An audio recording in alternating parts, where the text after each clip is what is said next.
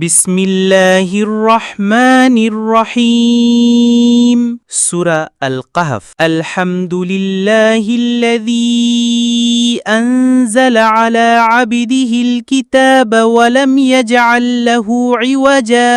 সমস্ত প্রশংসা আল্লাহর, যিনি তার বান্দার প্রতি কিতাব নাজিল করেছেন এবং এতে কোনো বক্রতা রাখেননি। কাইয়িমান লিয়ুনযিরা বা'সান শাদীদাম মিন লাদুনহু ওয়া ইউবাশশিরাল মুমিনিনাল্লাযীনা ইয়া'মালুনাস সালিহাতি আন্না লাহুম আজরান হাসানা। এটি একেবারে সরল ও সঠিক, যাতে সে আল্লাহর পক্ষ থেকে কঠোর শাস্তির সতর্কবার্তা দিতে পারে এবং সৎকর্মশীল মুমিনদের সুসংবাদ দিতে পারে যে তাদের জন্য রয়েছে উত্তম পুরস্কার। মাকিসিনা ফীহি আবাদা, যেখানে তারা চিরকাল অবস্থান করবে। ওয়ায়ুনযিরাল্লাযীনা ক্বালু ইত্তাখাযাল্লাহু ওয়ালাদা, এবং তাদের সতর্ক করার জন্য যারা বলে যে আল্লাহ সন্তান গ্রহণ করেছেন।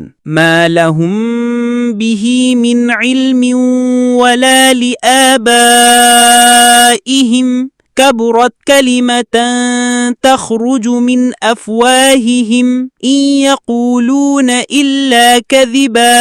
এ সম্পর্কে তাদের কোনো জ্ঞান নেই, তাদের পূর্বপুরুষদেরও নয়। কত ভয়ঙ্কর এ বাক্য যা তাদের মুখ থেকে বের হয়, তারা শুধু মিথ্যাই বলে। সংক্ষিপ্ত তাফসির। সূরা আল কাহফে মূলত 4টি গুরুত্বপূর্ণ কাহিনী বর্ণিত হয়েছে। 1. আসহাবে কাহফ, একদল যুবক যারা আল্লাহ দ্বীনের জন্য অত্যাচারী শাসকের হাত থেকে গুহায় আশ্রয় নিয়েছিল। 2.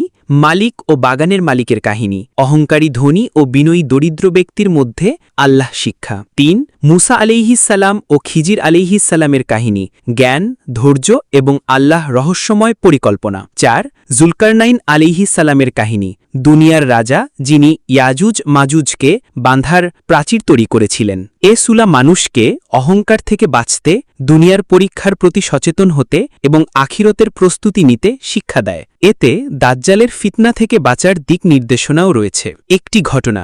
রাসূলুল্লাহ সাল্লাল্লাহু আলাইহি ওয়াসাল্লাম বলেছেন, যে ব্যক্তি সূরা আল কাহফের প্রথম 10টি আয়াত মুখস্থ করবে সে দাজ্জালের ফিতনা থেকে নিরাপদ থাকবে। সহিহ মুসলিম, হাদিস নাম্বার 809। অপর বর্ণনায় এসেছে, যে ব্যক্তি জুমার দিনে সূরা আল কাহফ পাঠ করবে তার জন্য ওই আলো পরবর্তী জুমা পর্যন্ত আলোকিত থাকবে। আল হাকিম, সহিহ। তাই এ সূরা পাঠ ও মুখস্থ করা দুনিয়ার ফিতনা থেকে রক্ষা পাওয়ার বড় মাধ্যম।